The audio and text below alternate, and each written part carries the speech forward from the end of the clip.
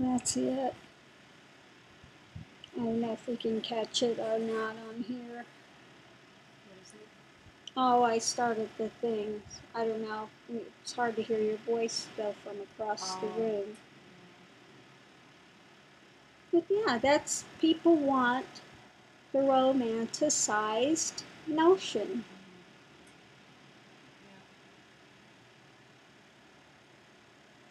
They don't want the cut and dried essence of things. They like the ritual, they like the pomp and circumstance and ceremony and all the rest of it.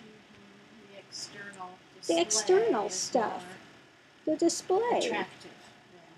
Exactly. The direct knowledge, the direct truth, which is the only thing that will cut through.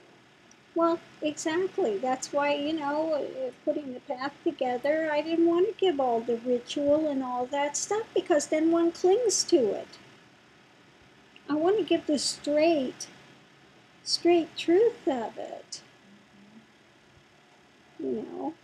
Again, what's given here is on the level of Dzogchen. If you want to do the Tibetan thing, it's Dzogchen, it's Tumo, it's Kundalini, also called Chandali.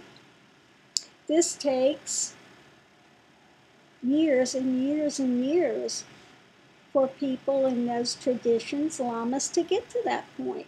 You're not having to do 100,000 prostrations here first.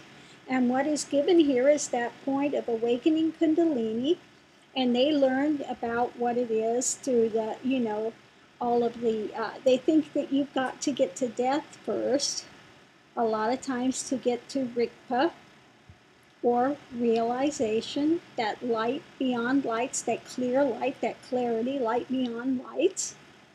But one doesn't. One needs to cut through the mind. And so that's what some of the lineage, like what I was initiated to, Kaju lineage. So I'll just put that out real quick again. I was one of the first people to get the initiation into the Kali Chakra initiation. I have a Tibetan Buddhist. My Buddhist name is Karma Sonam Wangmo, which means she who dedicates all of her good actions to humanity. Okay? So it's not by chance. Again, when I was in India, that one of the lamas there, I've seen him before on some movie video. He's recognized up there. And he said, yes, you were a lama before. I said, I know. I have full cognition of that lifetime. And so, if I were born a male, and they don't understand why I was born a female, if they would consider that a lower birth, they took this birth to break through the stereotypes.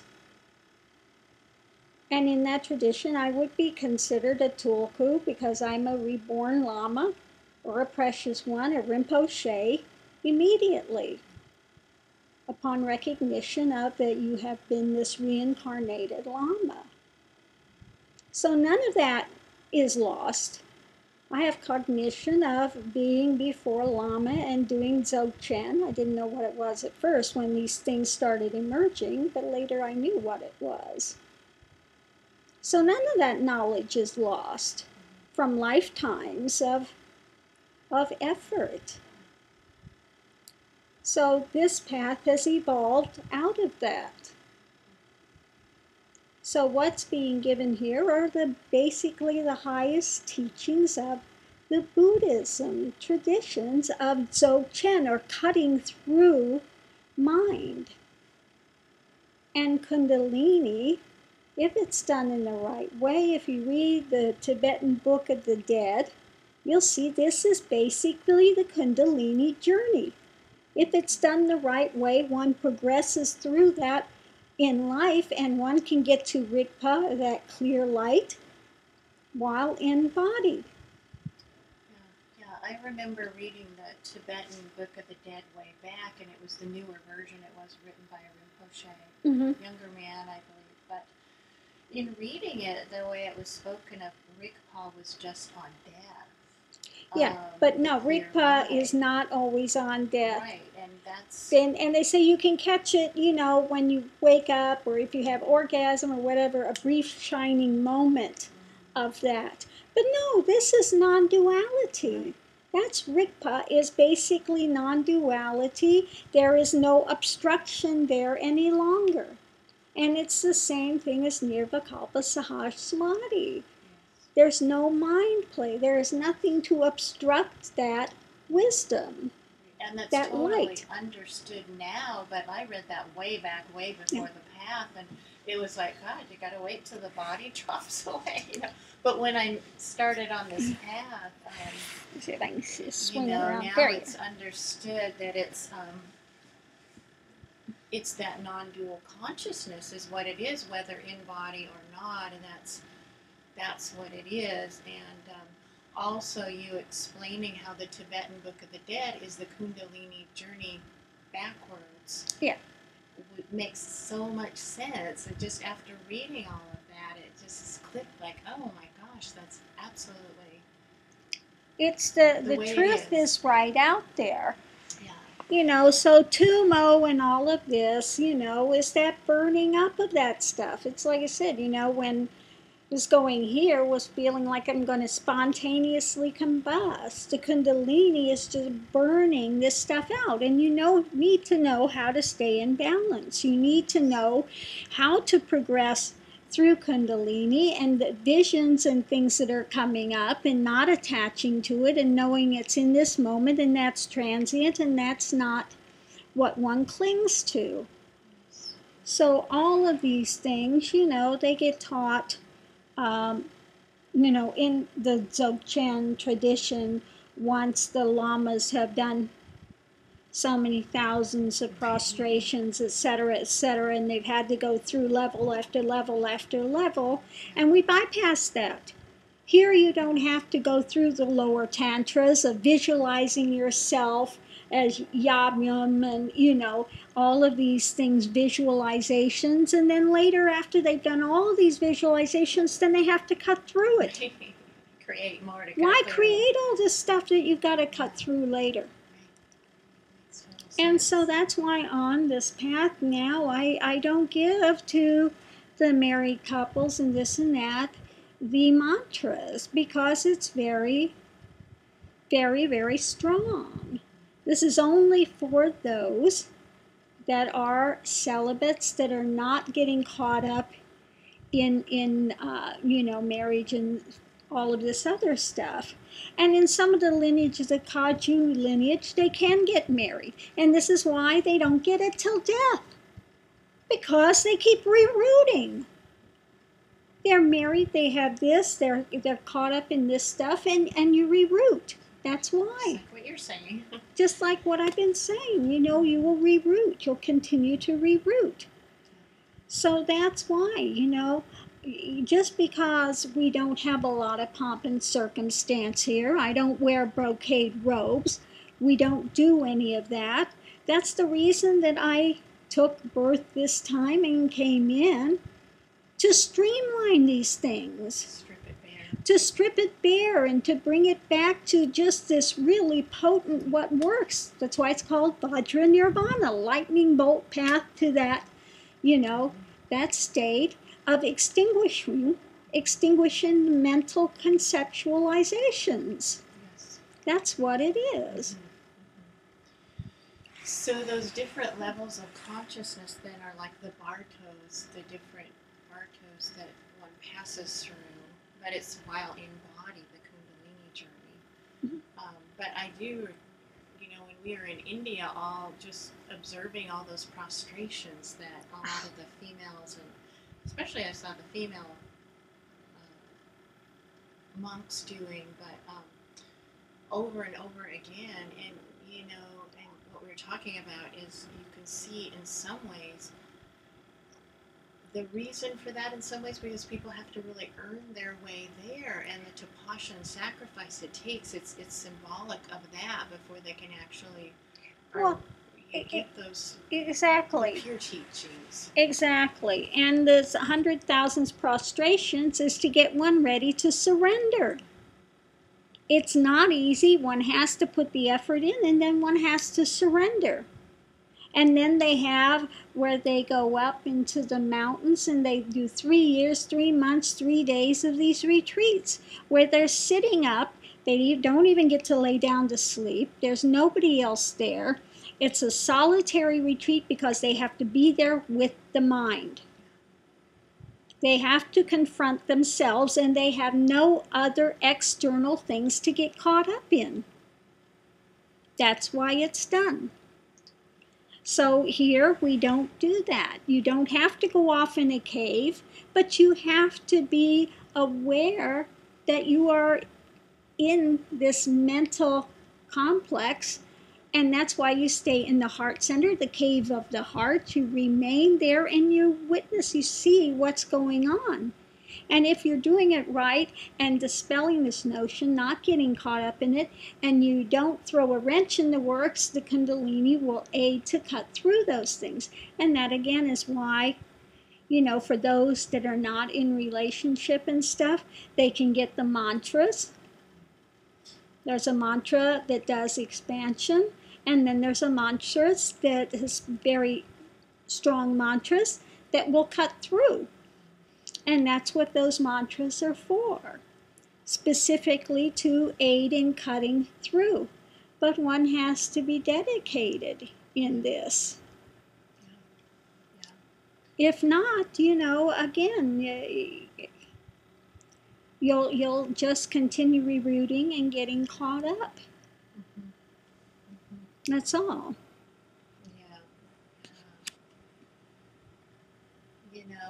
And without that tapasya and that sacrifice that we've talked about, when people are so caught up in their own life and their own world and making sure that they're comfortable, all their comforts and all these things, where is the sacrifice and the tapasya? Because that has to be part of it. It can't happen without that. And, if you see all the ones like, you and all of the incredible, tapasya, the suffering that goes with it, and then just to, at all costs, just continue forward. And it just is, the beauty of having it be right there and be so convenient, and yet that, people are pretty caught up in their own comforts, trying to preserve that. It just right. That's what they're doing. They want to preserve their life. They want a better life. They don't want to get off the wheel of karma.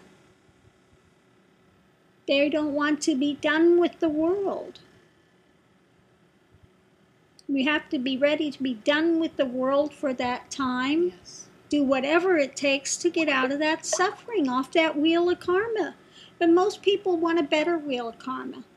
They want to kid themselves. It's not about, I'm ready to face death. That's why I have the tattoo of the skull. You've got to go through that death.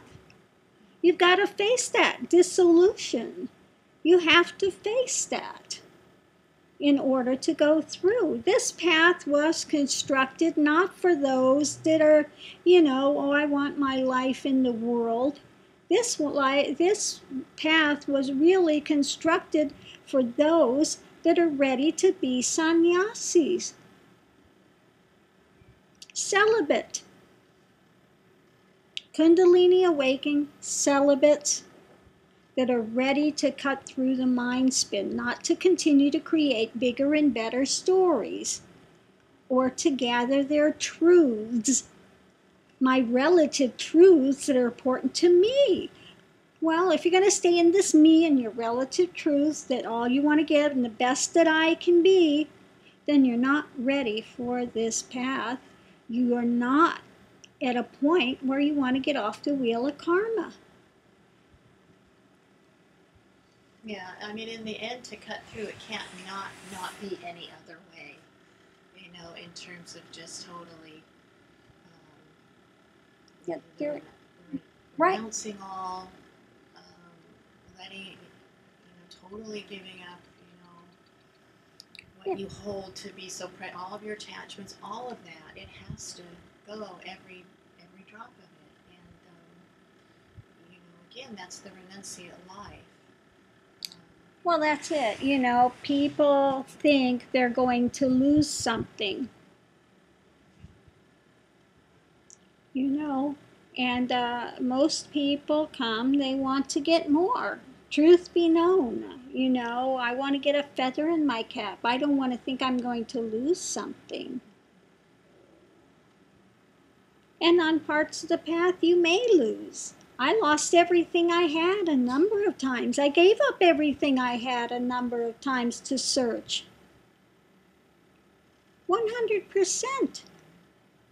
Went through hell. I make no bones about it. Was in hell for a lot of times. You know, was having, you know, again, the visions of that past of being a lama and doing the dzogchen and being in charnel fields and you know, confronting these illusions and the phenomena, overwhelming phenomena that was taking place in that time.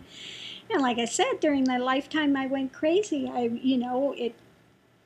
It's symbolic, but it can become very, very real at some points. You know, it seems very, very real at that time.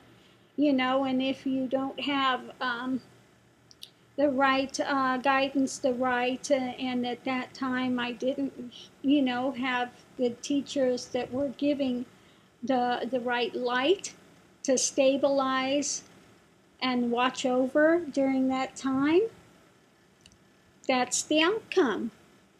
But it came back in again and completed this time. And this is why a lot of the stuff that went through in this lifetime, I talked about it before, was very difficult because it came very concrete. And I had to complete that process. That was part of the process, and that needed to be completed in order to go forward. Okay, that's just what happens, you know, and so this is what one does. One goes through that. One goes through the tapashas that's needed.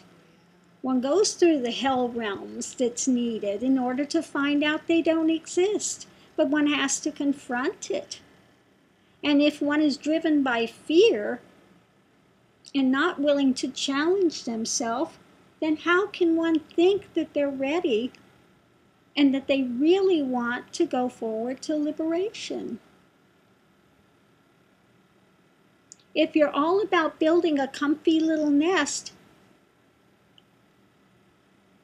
the way of Kundalini, Chandali, Tumo, however you want to say, you know, whatever you want to use, whatever terms, is about pulling away all of those supports. It's about finding out what you are not a constructing of something you hope you can be. I mean, in the end, the tapasya and the sacrifice is the ego. That's it. Yeah. That's what is offered up, and that's the only way. You know, it's nothing else. It's not. You talk about austerities, all these things, people holding their arm up forever. I mean, the bottom line is the ego is what the tapasya is all about, and that sacrifice ends up being. Yeah. All that's held on to. Well, that's it for anything. I don't care if you're doing a puja, that's the sacrifice that's there. That's the light that's burning. That's what's being offered. That's the fragrance. I'm offering that. That's what needs to be burnt.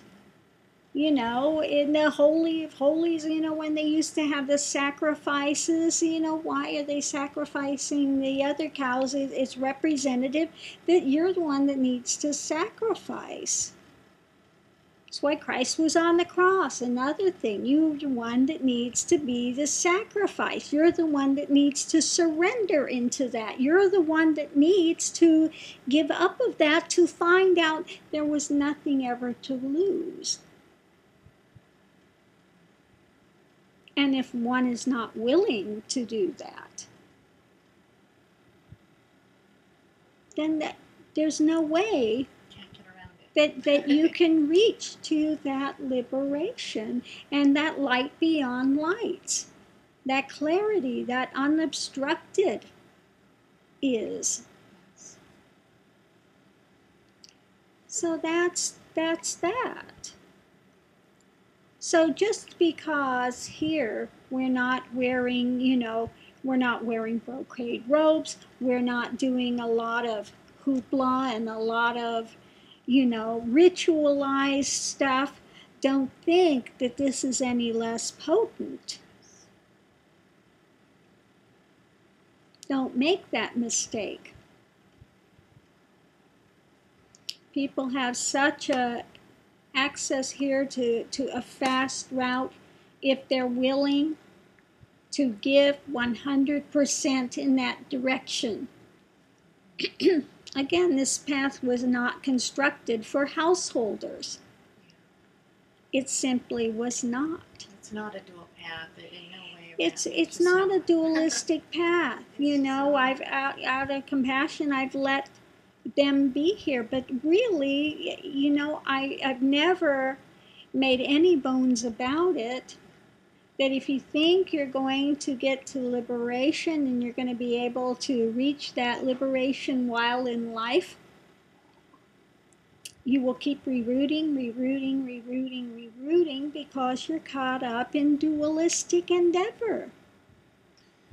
So what do you say then to the householders that, certainly you can't have your cake and eat it too? That's it. Now that it just can't be that way. You can't. So now that they are on the path to,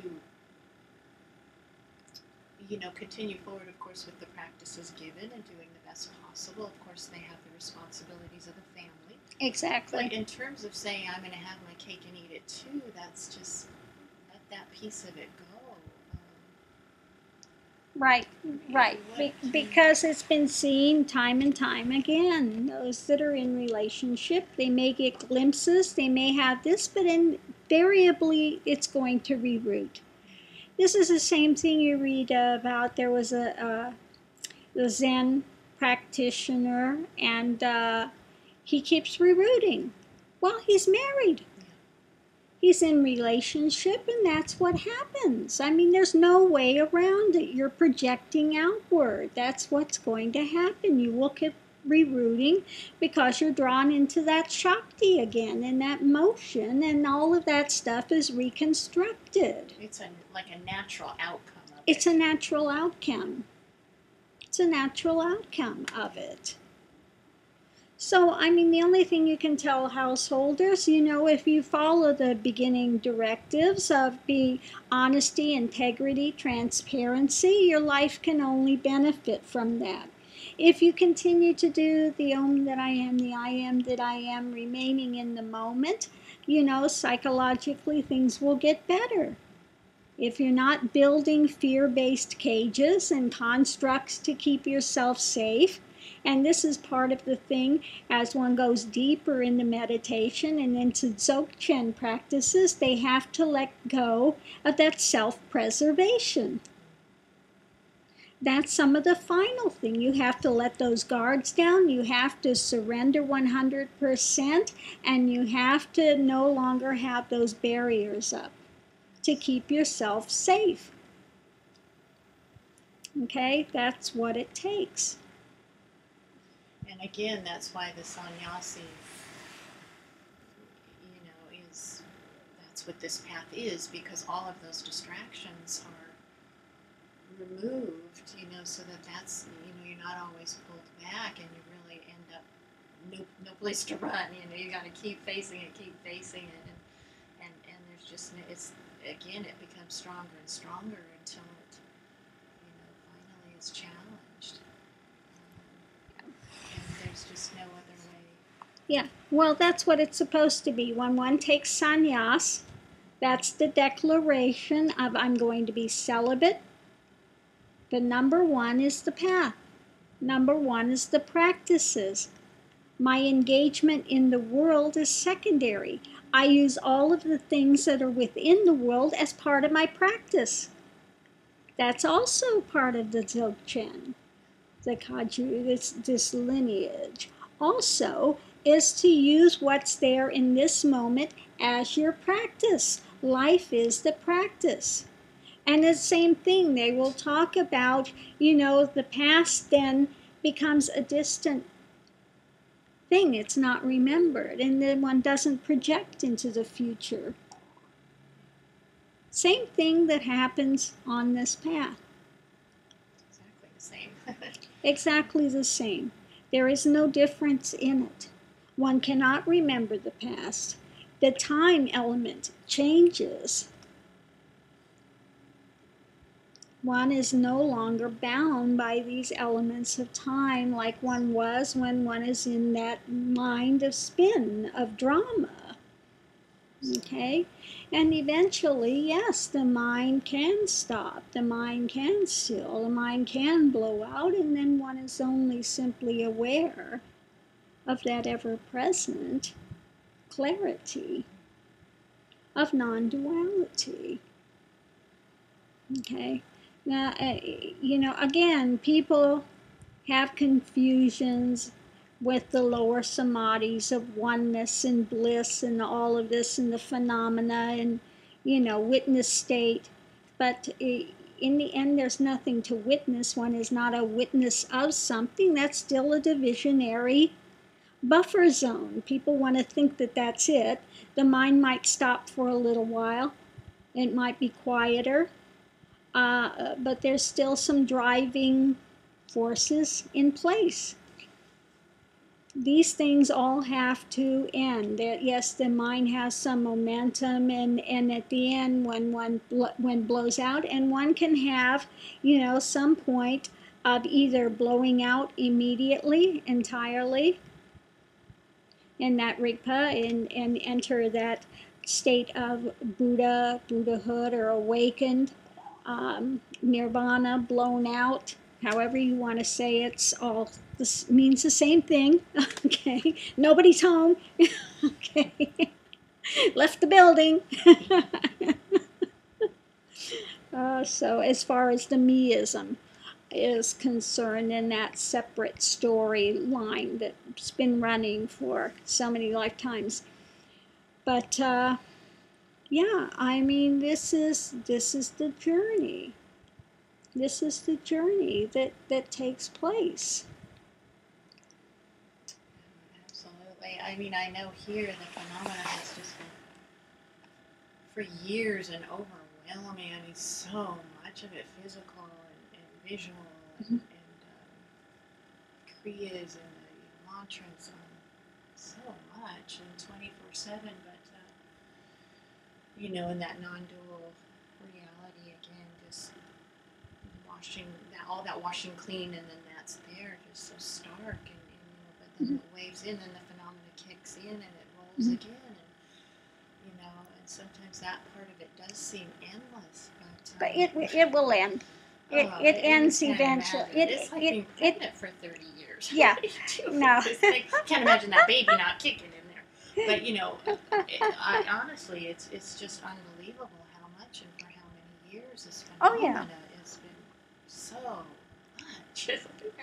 Well, that's it. And you can have that phenomena for quite some time, and you may have those waves of non-duality that hit where you get that moments of that clear light. You get those moments, but then again, you've got something that's still that last thread that's not been fully cut, that remanifests and pulls one right back out to that ocean. Even when things finally fall away, if there's that momentum going, and it might take another year or two before the phenomena totally is at an end. But it will blow out, the kriyas blow out, the phenomena does blow out eventually, and then one is just left in that still, that quiet. Raj? See, I can't imagine this body being kriyaless because it's been so many years. I know. It can be there for a lot of years. But, I do have to say here, Raji, come on. I don't know what he's barking at. But yeah, no, it can take a while. It can take a while for that to finally blow out before it finally blows out entirely. Come here, little man. There you go. Come here, little man. Come over here. Yeah, I know, big woof. Well, but again, I mean, the benefits of this path has been just, that fear was so much of it prior, and you know, it still has really slammed me while on this path, and definitely the challenge. No one gets out of that. um, you know, but again, that fear has been so mitigated and that sting taken out of so much of it that honestly, it's I say this is just the truth. I wouldn't have had a chance in hell without a guru. That's coming from me, just my my own experience of it. But again, just keep on with it is all that one can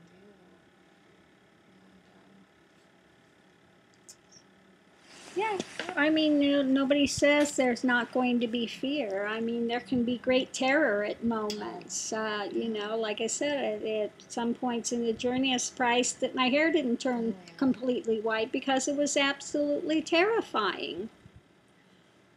That's the way it is. And the last moment before everything deconstructs can be greatly terrifying. I've said it a number of times. One doesn't know if they're going to be possessed, if you're dying. I mean, all of these things at once. You just know that that's it. You feel basically almost like cornered, but there's no way to go but forward at that point. And then one has to, at that point, totally surrender and give in. And then boom, it's like it's blown. That's it. It's done. All of a sudden, all of this stuff that's just been there, it's just gone. As if it never were, as if it never happened. Yeah, and the like you say, that non-dual consciousness and all that clear light, when that is revealed, it's just a totally spontaneous happening. Yeah. There's nothing that was ever done, and no one there that could do it. Nothing like that. It just is a spontaneously. It is, and that's it. That's all that one can say here. Is it just has its own momentum then, and then whoosh, as the things just, the momentum of the efforts put in catch up, and then whoosh, it's all gone.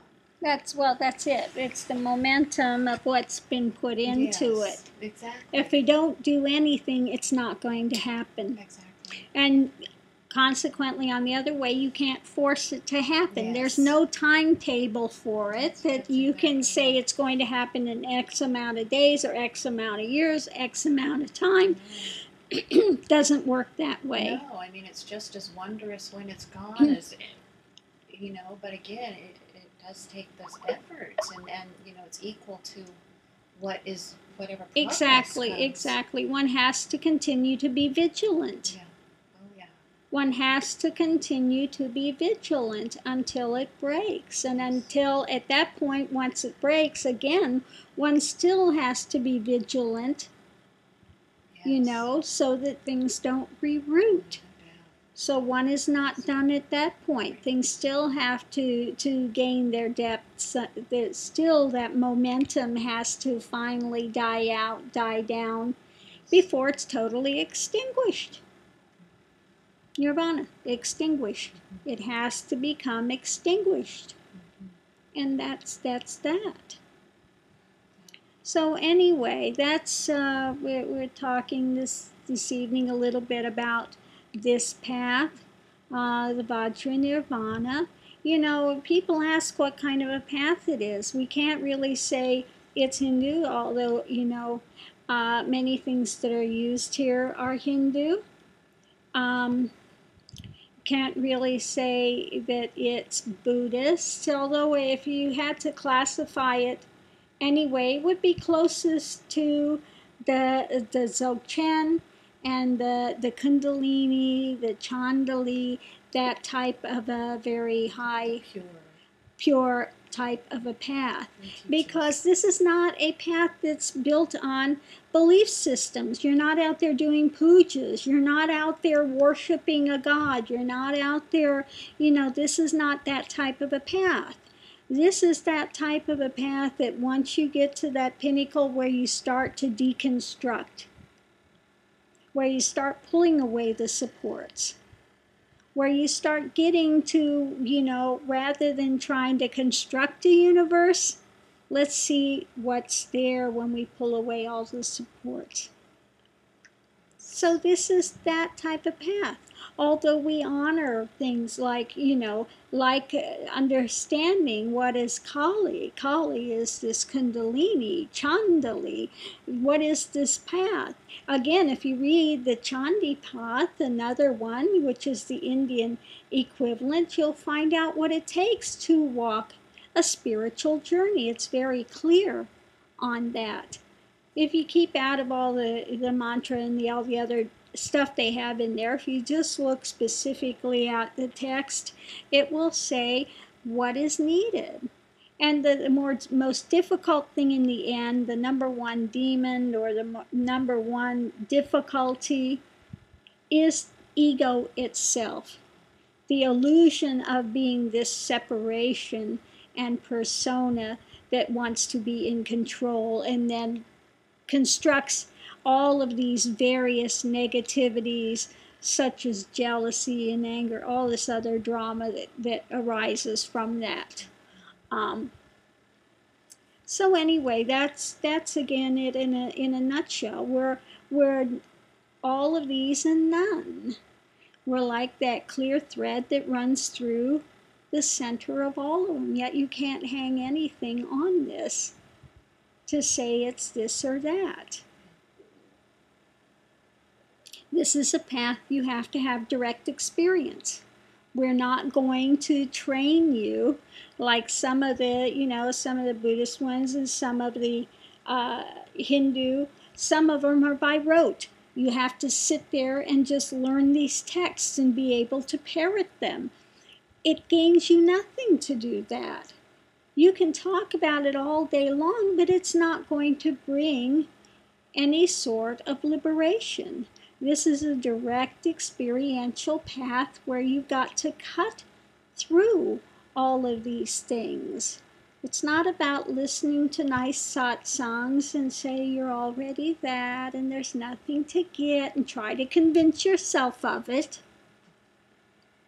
I'm going to try to convince myself of it, and then that I don't have anything to do, and that might work for a while. You'll feel better for a time, but then again, eventually you have to be honest with yourself. You're suffering.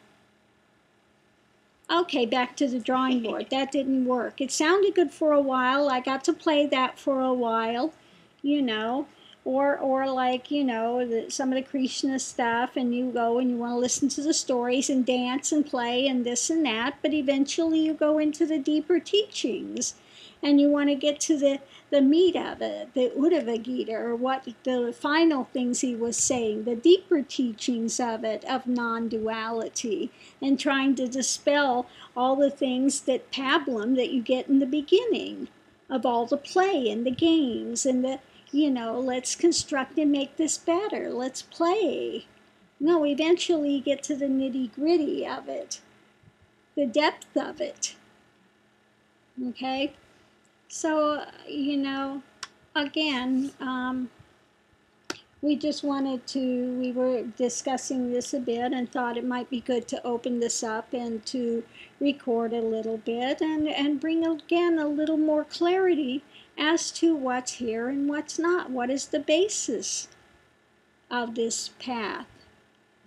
This isn't something that, I've learned by rote and been taught and told to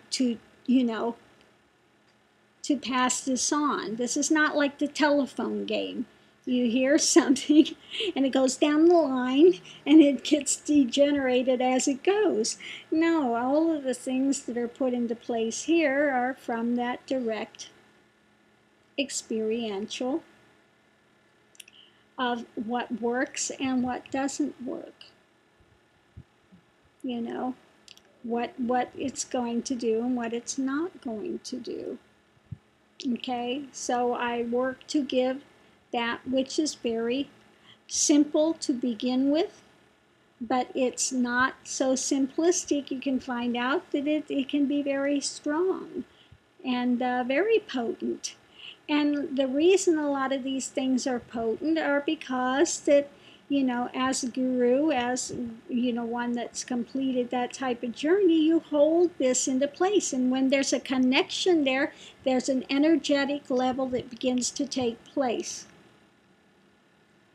Okay? There's a connection with Guru, and there's an energetic thing that begins to take place. So people come sometimes and they think all I have to do is say the right words, I can get a hold of the practices and go on my way, and they'll continue to work. They don't. They soon find out after they leave and that connection is cut, these practices are no longer going to be beneficial, because you have to have that connection with that guru that continues to feed that energy. And this is why a lot of gurus are not, allowing people to be around them all day, because when they come in the presence, you start to work to cut through drama. It takes a toll on the energetic field. There's a lot more to this than people know is with it. I'll just leave it at that. It takes a lot more energy. It takes a lot more. There's a lot more to it. I'll just leave it at that. I don't need to go into what all it takes from this level to continue to hold that center and to continue to allow these things to take place. But this is why, in Tibetan cultures, that the lamas and the ones that are, holding the teachings together are respected. Okay? They're very much respected, because one has to put in the work to get the fruit. And this is why the gurus are respected, because they've done the work, and want to bring you the fruit of their endeavors to aid you to go through your own journey. No, we cannot do it for you. We cannot wave a magic wand. There's no magic pill, but we have a map. We've been there. We've done the journey. Therefore, we have that wherewithal to give the guidance needed. But you have to be willing to put it into place. You can't just hear about it. Oh, that's good. And then you can't get what's given here. And this is another thing I've said a million times. You cannot take this path and interject other paths with it. You cannot hear and try to do this journey and try to bring in New Age stuff. It doesn't work. You'll only get in confusion. If you feel you cannot follow here 100%, then say thank you and go your way, because you're only going to get confusion anyway. And I am not going to I cannot water down these teachings to fit so you can have some new relative truths that sound good to you. That's not what this is about. There are a ton of other paths out there that's what they do. They're going to give you affirmations. They're going to help you to build ego. They're going to help you to feel good about yourselves. That's not this type of a path. This type of path is to cut through the illusion of ego. That's it. Bottom line. That's it. Mahamudra, Dzogchen, we're at that point of cutting through, not building up. If you're still at the stage where you need to be building up, you don't have strong enough ego yet to cut through, then this is not the place for you to be. This is not the place for you to be.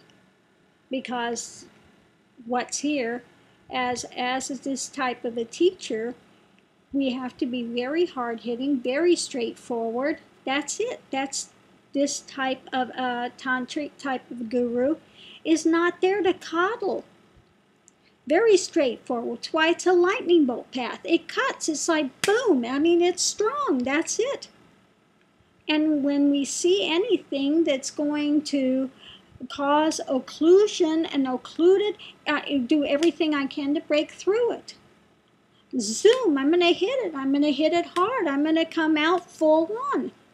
If you're not ready for that, this is not the place for one to be.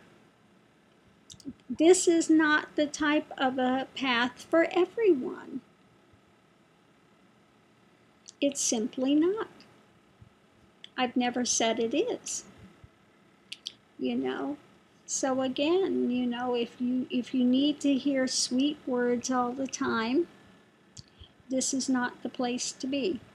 Because this is very straightforward, very hard-hitting. The sword of truth slices and dices down to the bone. And it can be painful. You know, that's the truth of it. You know, you see, you know, my tattoos, you don't see a lot of flowery stuff. You see the skull, you see Kali, you see Buddha. Well, that's what it takes to get there. You got to face that death. You got to have that Kundalini. You got to face that death.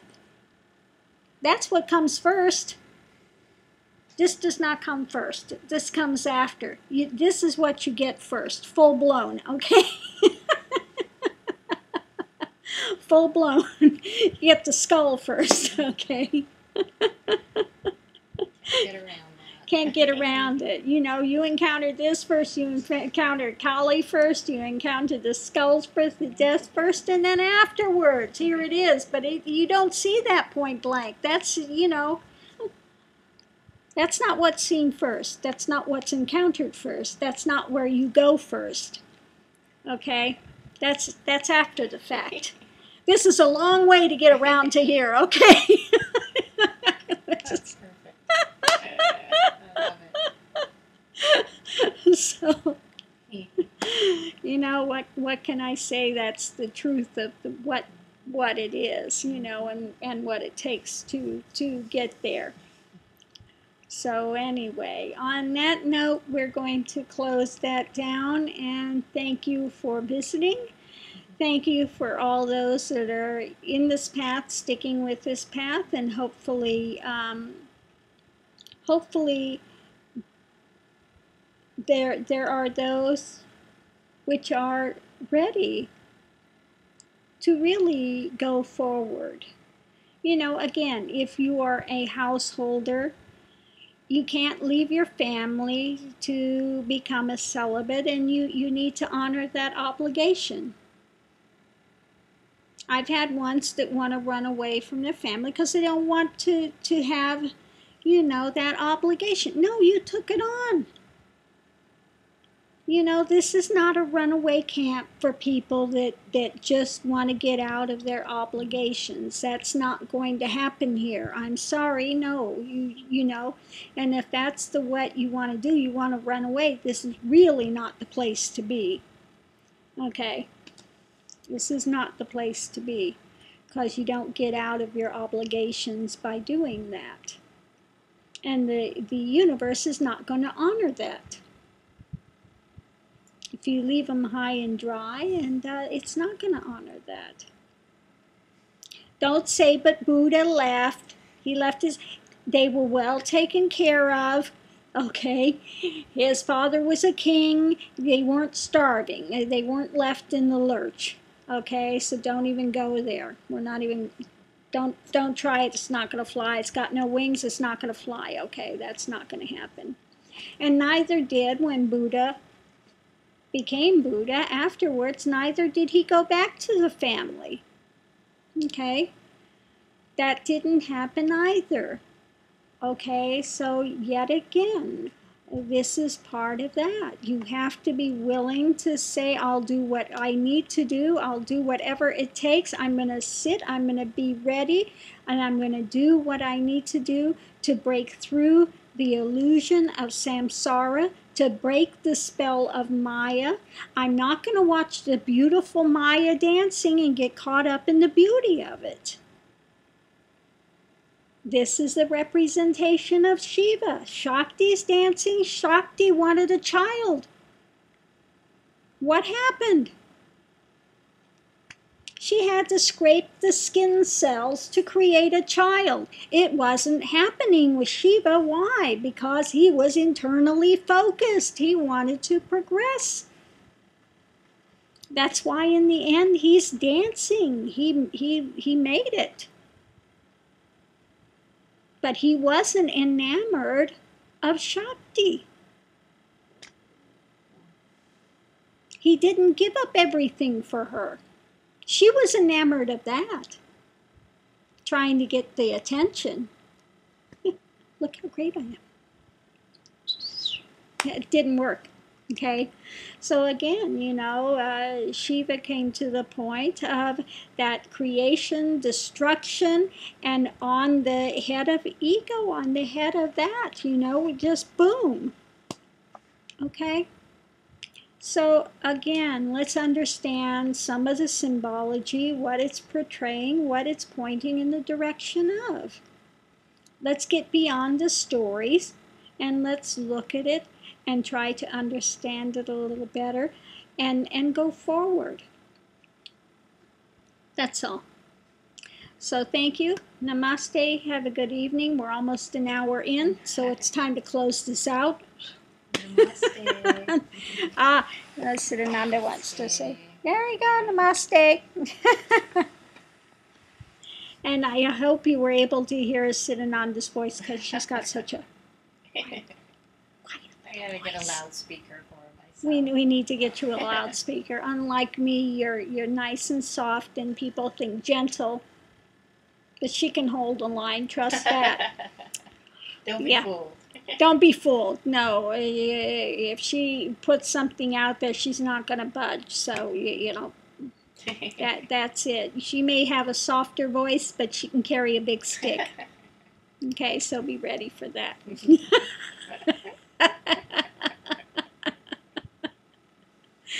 So anyway, thank you again. Namaste, and hopefully we see some more coming forward that are ready for the commitment of sannyas, that really want to go forward and break the spell of Maya and break through the illusion and the delusion to liberation. That's why I'm here. That's why I'm here. For no other reason than that. Okay. Namaste.